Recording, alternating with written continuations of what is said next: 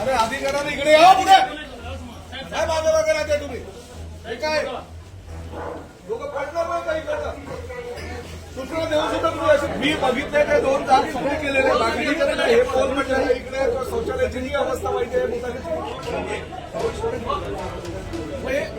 अरे तुम्ही किती दिवस झाले बरोबर आहे ना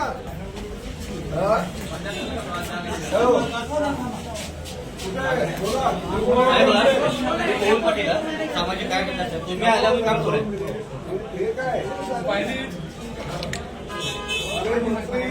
सांगतो तुम्हाला स्वच्छता पाहिजे तुम्ही जाऊन आतमध्ये तसंही असू द्या पण रस्त्यावर आहे ना तुम्ही तिकडे साईडला घ्या ना जायला या बघा गरीबाचं पोट भरलं पाहिजे आनंद तर मी पण आहे पण शेवटी जायला यायला बसेस येतात जातात रस्ता तर पाहिजे हे तुमच्या याच्यामुळे अपघात होतील एखादं जीव काही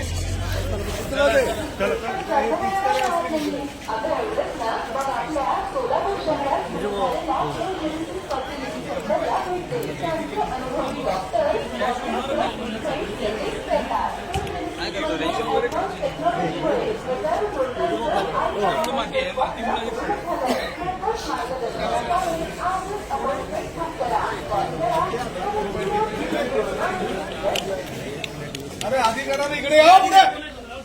काय माझ्या मागे राहते तुम्ही हे काय लोक पडणार नाही काही करता सूचना देऊ सुद्धा तुम्ही अशी कारवाई करत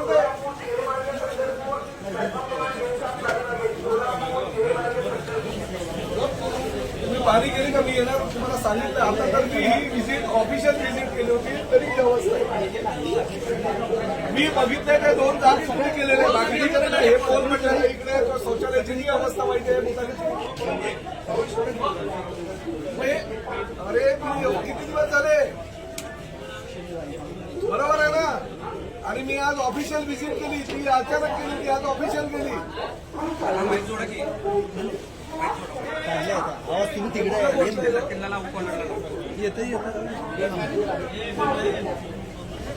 सस्पेंड करू डेपो मॅनेजरला करू तुम्ही जाऊन लावून मी राहतो सस्पेंड कोणाला करू तुम्हाला की डेपो मॅनेजरला मला सांगा मंत्र्याची ऑफिशियल व्हिजिट असल्यानंतर सुद्धा ही अवस्था आहे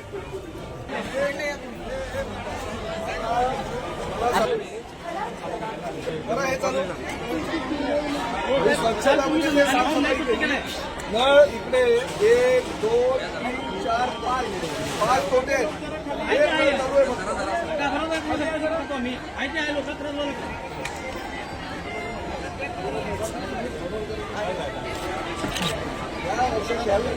16 वर जर डिव्हिजन सोडलं नाही शेतकरी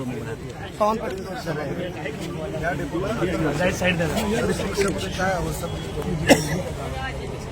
त्या दिवशी मी आलो अचानक आल्यानंतर जी परिस्थिती आहे ती बघितल्यानंतर मी सांगितलं की हे मला 4 दिवसामध्ये स्वच्छ कारण मी परत आज दौऱ्यावर येणार बरोबर आहे 2 दिवस मी तरी उशिरा आलो कारण मी आधी 26-27 आलो होतो 27-28 या 1 आठवड्याच्या काळामध्ये सुद्धा तुम्हाला ज्या 2-3 ठिकाणी मी बघितलं ते स्वच्छ तुम्ही केलं नळ 5 कोटे आहेत त्यापैकी फक्त 1 नळ चालू आहे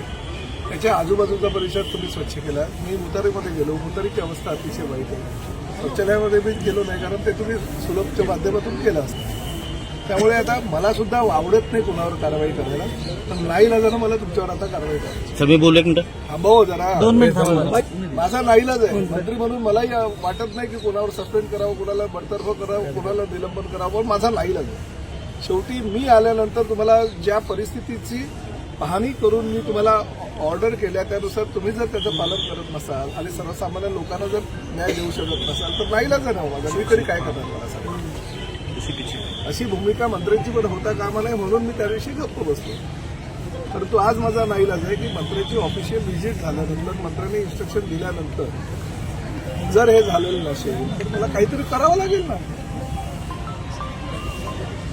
त्यामुळे माझा नाईलाजाने मी निर्णय घेतोय तर शेवटी तुम्हाला तुमच्या बाबतीत घेतलेला निर्णय राज्यातल्या सगळ्या डेपो मॅनेजरला लागू होईल म्हणून मी हा निर्णय घेतोय त्यांना ताबडतोब सस्पेंड करून द्या